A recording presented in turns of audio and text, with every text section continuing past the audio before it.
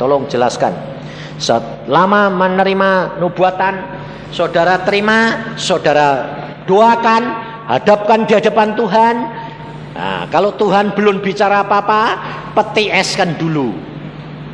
Jangan tolak, jangan terima. Sampai nanti Tuhan yang menetapkan. Maka semuanya akan indah pada waktunya. Waktu awal bertobat, saya mengalami penglihatan seperti yang Bapak ceritakan tadi malam. Tentang mati, roh keluar dari tubuh. Mengapa saya yang masih bayi rohani bisa mengalami hal-hal yang supranatural bersama Tuhan? Bisa saja itu kasih karunia. Bukankah waktu itu saya belum mengerti firman? Sudah saya kasih tahu, om saya saja dipanggil sama Tuhan Yesus belum kenal. Bagaimana cara membedakan yang dari Tuhan atau iblis? Melalui firman dan Roh Kudus. Adapun yang saya lihat adalah roh saya keluar dari tubuh, dan saya melihat tubuh saya dibungkus selubung putih, tapi tidak berwarna bening seperti kaca, tapi seperti bayi dalam plasenta, atau seperti kepompong, tapi bulat utuh seperti sebutir telur, tidak ada celah, retak atau lubang. Mengapa waktu awal bertobat saya banyak mengalami hal-hal yang supranatural? Apakah karena background saya okultisme? Salah satu ya. Orang yang sudah bermain dengan okultisme, kuasa gelap, biasanya dia sudah biasa main-main dengan roh, sehingga dia bergaul dengan Tuhan lebih peka. Tapi hati-hati, harga yang dibayar 2 kali lipat dengan orang yang tidak pernah bermain-main dengan okultisme. Perhatikan, orang yang pernah bermain-main dengan okultisme dan bertobat harus membayar 2 kali lipat. Kalau dia dulunya berani puasa sama setan 7 hari 7 malam mati geni, dia harus berani membayar dengan Tuhan lebih dari itu. Cara tahu? Kenapa? Tuhan tidak mau. Kamu sudah main-main dengan dia. Dulu dia bayarnya sama kamu. Kamu bayar sama dia berapa? Segitu. Masa kamu sekarang bayar sama aku segini? Aku lebih daripada dia. Saudara tahu? Maka kalau saudara sudah pernah main-main dengan okultisme, perhatikan. Untuk kamu mengenal Tuhan lebih dalam, 2 kali lipat daripada yang lama. Mengapa waktu itu? Oh ya sudah. Bagaimana membedakan mimpi dan penglihatan dari Tuhan atau iblis? Nah, saudara dapat membedakan itu kalau secara akal melalui Alkitab. Kalau itu tidak cocok sama Alkitab, sudah dipeti esin dulu. Jangan diterima. Tapi biasanya kalau orang itu sudah pernah main-main sama kuasa gelap, mesti tahu. Mau bekas majikannya yang lama sama Tuhan. Kok tanya kok aneh. Wong dia sudah pernah main-main. Tahu, pasti tahu. Bagaimana pembayaran harga? Kita yang anak Tuhan harus berani bayar harga. Apakah pembayaran harga atas kemauan kita seperti berpuasa, baca firman, berdoa? Salah satu, betul. Ini salah satu harga yang harus dibayar. Berkenan kepada Tuhan dan dapat diperhitungkan sebagai latihan pembentukan rohani kita. Boleh. Ini hanya sekedar menyiapkan diri, tapi semua anugerah Dia. Apakah dengan berpuasa, baca firman, berdoa dapat melatih lebih kepekaan? Betul, bisa. Pada saat kita berbuat dosa, kita perlu waktu pemulihan 1 sampai 1 bulan dengan pelepasan. Bagaimana pemulihan yang cepat pada saat kita berbuat dosa? Apakah dapat dengan puasa, baca firman, doa? Tidak. Yang paling cepat ya kamu sadar, langsung berdoa minta ampun sama Tuhan sungguh-sungguh. Itu yang paling cepat. Pada suatu doa saya merasakan Tuhan hadir, dan saya pegang Tuhan dekat terus dengan berkata, aku tidak akan melepaskan Tuhan. Kalau Tuhan tidak memberkati saya, dan saya tidak mau melepaskan Tuhan, kalau saya menjadi orang Kristen yang jatuh bangun. Wah, orang ini ngotot banget.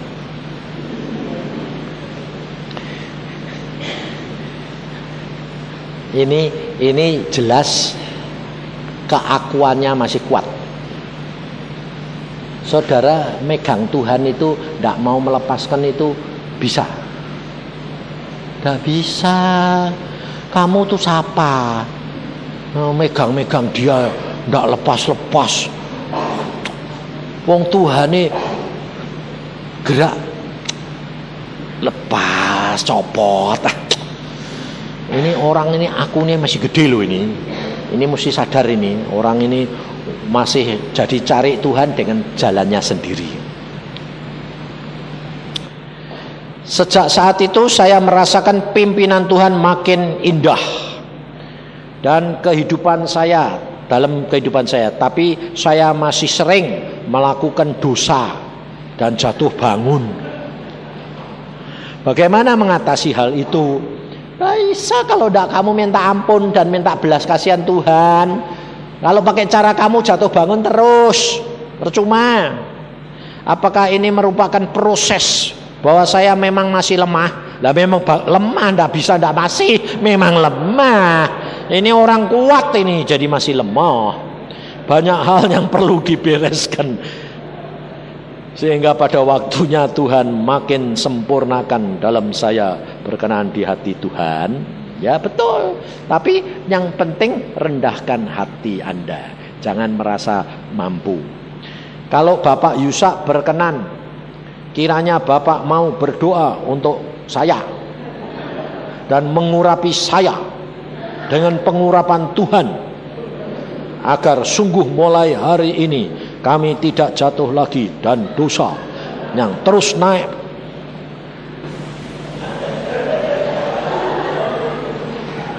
Tidak naik turun, dan rencana Tuhan bekerja dalam hidup saya. Jadi, wah, amin. Kalau dia bilang, kalau kamu berkenan Pak Yusak tumpangi tangan saya supaya urapan Tuhan, saya yang ngurapi atau Tuhan yang ngurapi? Tuhan, kamu minta Tuhan. Tuhan, tolong si Tuhan kirim hambamu untuk ngurapi aku. Gitu. Nah, kalau Tuhan bilang, bisa urapi dia, ya tak tempeli we, urapi plok. Nah, kalau kamu minta-minta sama saya, nanti saya bilang, mari saya doakan. Tuhan ini bilang, yang ngurapi kamu aku, apa aku, kamu. Aku yang dikeplok Tuhan, nggak mau. Hal ini terjadi saudara sama Paul orang Malaysia. Paul siapa? Paul Ang datang sama istri ini ke Bandung, doa bersama dengan saya. Dia di Malaysia itu dengar bahwa saya ini sesat. Yang ngomong sama dia salah satu hamba Tuhan besar di Indonesia pada waktu ke Malaysia. Waktu dia ketemu saya, doa gitu, Tuhan ngomong, kamu tahu dia siapa? Itu Yusak. Wah, loh, Pak Yusak? Ya. Katanya sesat. Terus saya bilang gini. Terus tanya dia, bagaimana sih Pak? Kok Bapak dianggap sesat? Saya bilang gini, kalau saya yang cerita, nanti kan saya bela diri. Ya toh? Meskipun saya cerita apa adanya pun, kamu nerimanya pasti bela diri. Saya tidak mau cerita. Kamu mumpung di Bandung, kamu di tempat ini, kamu tanya Tuhan. Nanti saya juga berdoa supaya Tuhan cerita sama kamu siapa saya ini sebetulnya. Nah, akhirnya dia berdoa, saudara. Diceritain Tuhan bahwa saya ini siapa. Nah, terus dia tahu. Setelah tahu, istrinya bilang gini, minta doa. Madep saya dua-dua. Tolong dong Pak, sekarang doain. Kamu ini ngawur, aku bilang gitu. Kamu minta Tuhan. Kalau Tuhan nyuruh saya doain, tak doain. Kalau tidak, ngotot saudara. Sembahyang ngotot sama Tuhan di rumah, minta didoain. Datang ke rumah saya, dua-dua. Pak, mau cerita-cerita? Boleh, cerita-cerita. Selesai? Pak, doain kami. Enggak. Ya sudah. Doa. Di dalam doa akhir nangis, saudara. Dia nangis. Dia minta Tuhan, apa yang engkau lihatkan kepadaku kemarin, ini memang benar-benar hambamu yang aneh. Dia lihat, saudara, Tuhan Yesus duduk di meja makan, makanannya segala macam ada. Saya berdiri di sebelahnya dia sebagai pelayan. Orang-orang pada datang minta saya, Pak Yusak minta makanannya. Saya tidak pernah ngomong gini. Boleh? Tidak. Pak, minta apa? Minta Tuhan. Dia Tuhan bilang suruh ngasih makan, tak ambil G. Masa kamu minta saya terus? Tuhan. Ya enggak. Ini nyonyai Paul Ang dapat penglihatan gitu. Oh benar Pak. Kamu ini orang yang tidak pernah mau dimintai orang. Nah, ya tidak berani. Saya selalu di bawah kaki Tuhan. Saya bilang, saya ini seekor anjingnya. Anjingnya suruh ngambil, tak ambil. Tidak. Betul Pak. Dia nangis, saudara. Dia nangis. Saya tidak peduli, saudara. Jangan kira kok tidak punya belas kasihan, kok tidak punya kasih. Memang aku itu tidak punya kasih kalau tidak dikasih-kasih. Tapi demikian dia nangis gitu, saya berdoa sudah selesai. Mau amin ini, amin terus pulang. Aku bilang gitu. Ngomong Tuhan, kamu lihat air mata dia. Ya Tuhan, kenapa? Sekarang doakan. Karena dia rindu engkau doakan. Lah tapi kalau engkau enggak ngasih apa-apa, buat apa tak doake? Aku mau memberi dia karena kerinduannya kepadaku. Jadi dah jadi amin. Tak deketi. Mau tak tumpangi tangan? Tuhan bilang, tanganmu silang. Aneh-aneh baik.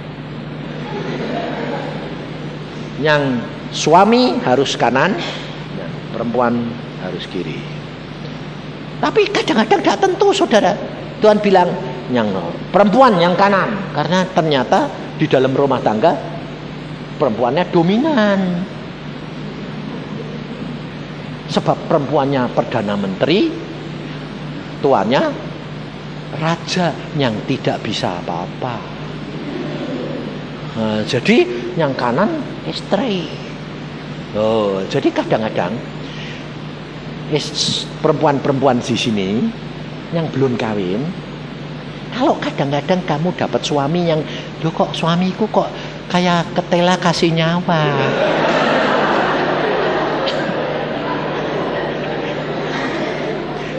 Tahu ketela kasih nyawa? Jadi tidak bisa apa-apa. Nurut istri, kalau tidak dikendaliin, ya tidak bisa. Loh, itu jangan nyesel. Mengucap syukur. Kenapa? Karena justru kamu istri yang punya dominan, bisa merentah, punya kepandaian, punya segala.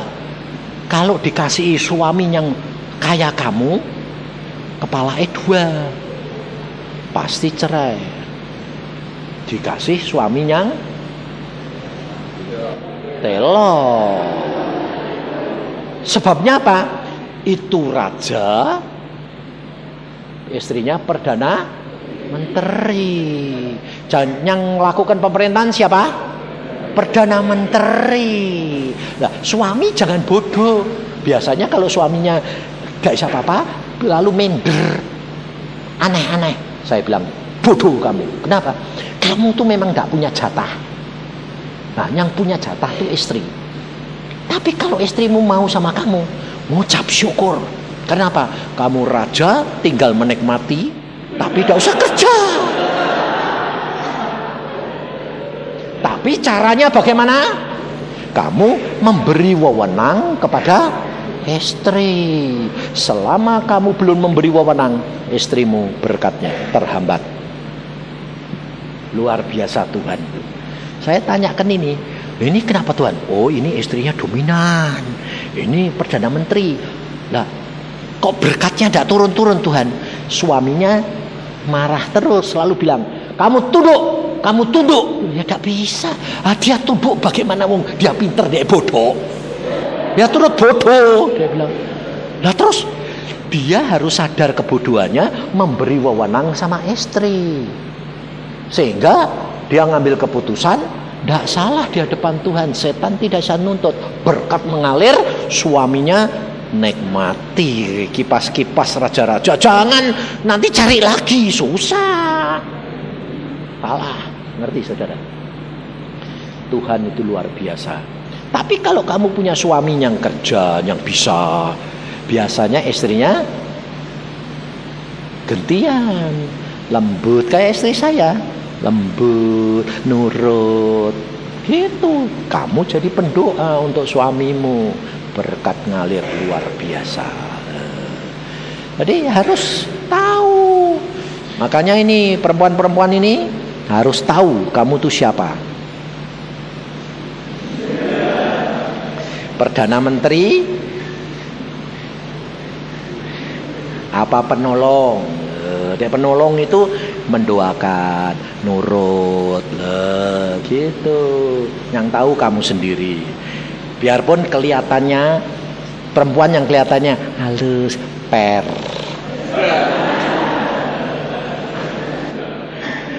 halus sekarang, coba nanti kalau sudah kawin, keluar bulune, repot, panjang-panjang lagi. Sudah tinggal 3, selesai. Nah, bikin habis itu istirahat. Om Yusa menyampaikan tentang jodoh yang dari Tuhan. Kalau kita sudah menikah dengan jodoh oleh pilihan kita sendiri, bagaimana nasib orang yang mestinya menjadi jodoh kita?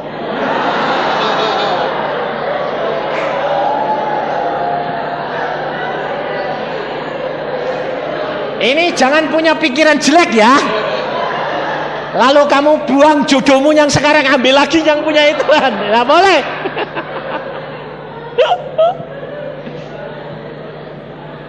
Ini gini saudara. Setiap orang itu ada gandengannya.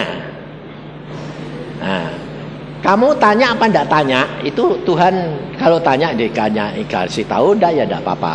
Jadi kamu boleh milih sendiri. Jadi kalau kamu sudah kawin sama yang ini, ya enggak usah tanya, ini jodohku apa enggak ya Tuhan. Enggak, ngawur itu namanya. Ya itu sudah istrimu. Jangan mikir jodohku di mana. Enggak boleh.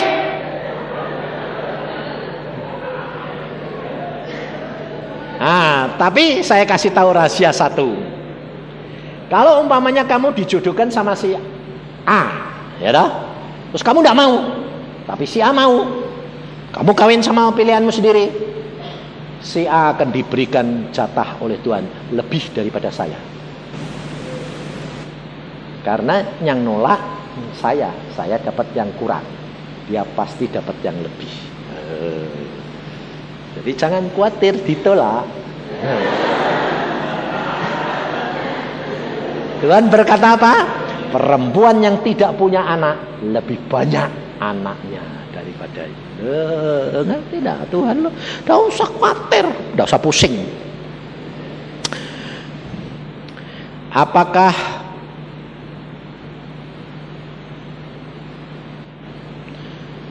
Apakah apa ini? Apakah mereka tidak akan mendapat jodoh? Ya dapat, lebih baik. Apakah akan alami sengsara bila memperoleh jodoh lain? Ya bayar harganya dong. Pokoknya kalau jodoh dari Tuhan itu yang terbaik, yang lain pasti kurang baik. Tidak apa-apa, tapi jangan diseseli. Kamu atasi. Wah, sekarang ini nyesel aku kawin sama dia. Loh ya udah bisa. Bagaimana dengan anak mereka? Lu urusi anaknya orang lain. Susah. Urusi anaknya orang. Terus kamu ini orang kok pikirannya kok aneh sih.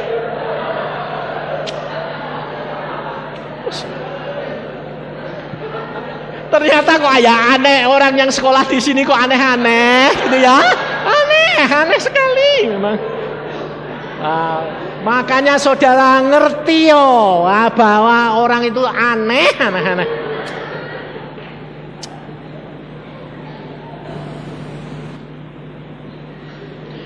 Apakah untuk lebih percaya Yesus dan meletakkan segala harapan kita pada Yesus dan mengalami hal-hal yang luar biasa merupakan karunia atau anugerah? Karena saya sudah membaca firman setiap hari dan meninggalkan konsep pikiran, dan kami juga ingin berusaha percaya tetap, kadang susah untuk mempercayai. Ya memang susah. Makanya iman itu adalah karunia. Tugas saudara lakukan hari demi hari dengan setia. Nanti pada waktunya dibalas Tuhan, pasti. Karena tidak ada usaha yang sia-sia. Apakah Yesus memberikan semua yang dialami Pak Yusak berdasarkan iman, karunia, atau sesuka Yesus? Ya sesuka dia. Kok lucu kamu ini Wong saya ya ndak kepengen apa-apa kok. Malah disuruh sing aneh-aneh gitu kok.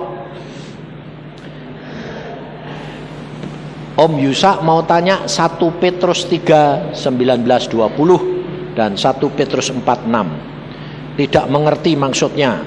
Nah, selesai. 1 Petrus 3. Oh, lah ini kan sudah tak ceritain loh ya.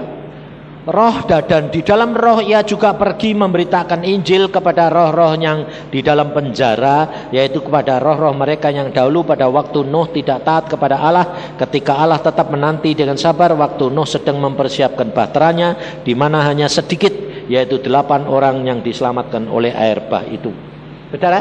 Saudara baca di dalam Alkitab, nanti Musa pernah memberitahu Musa, Rasul Paulus, bahwa orang-orang sebelum ada hukum Taurat, dosa-dosanya itu tidak diperhitungkan. Jadi orang-orang ini itu diinjili sama Tuhan Yesus sendiri, dan mereka itu zaman Nuh itu semua yang mati itu selamat. Enak ya? Enak toh? Enak. Enak mana sama kamu?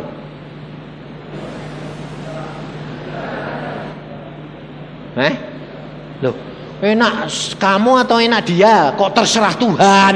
Itu beo terus, itu namanya nakal ini anak. Enak mana? Enak kamu sekarang. Karena kalau mereka itu sekedar selamat, jadi nanti dia itu, mereka semua itu jadi rakyat.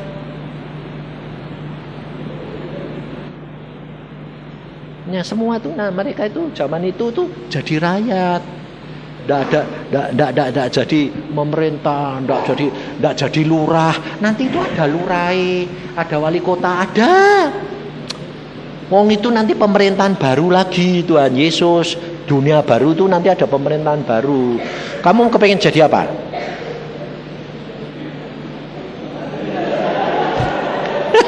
Lah ini jawabannya terserah Tuhan. Kamu 1 Yohanes 2 ayat 26 sampai 29. Sudah? Semua itu kutulis kepadamu, yaitu mengenai orang-orang yang berusaha menyesatkan kamu. Sebab di dalam diri kamu tetap ada pengurapan yang telah kamu terima daripadanya.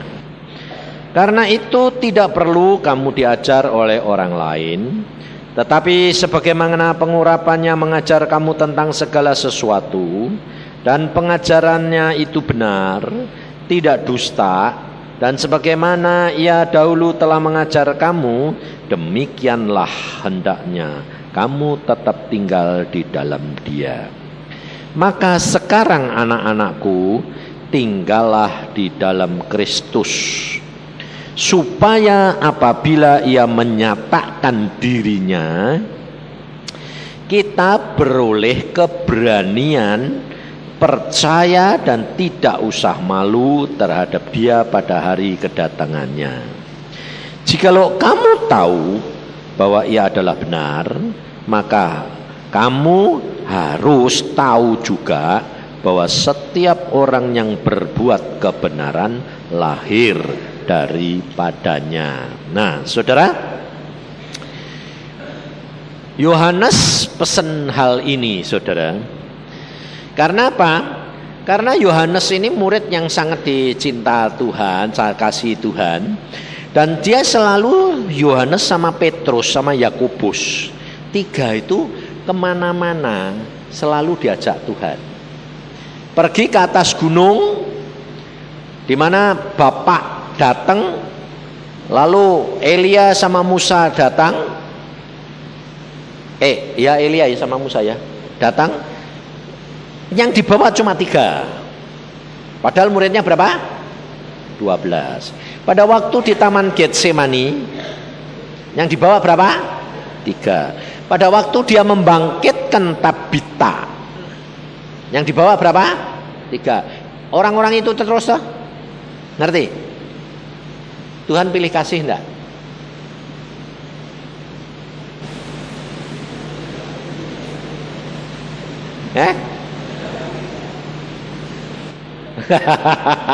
Tina bilang pilih.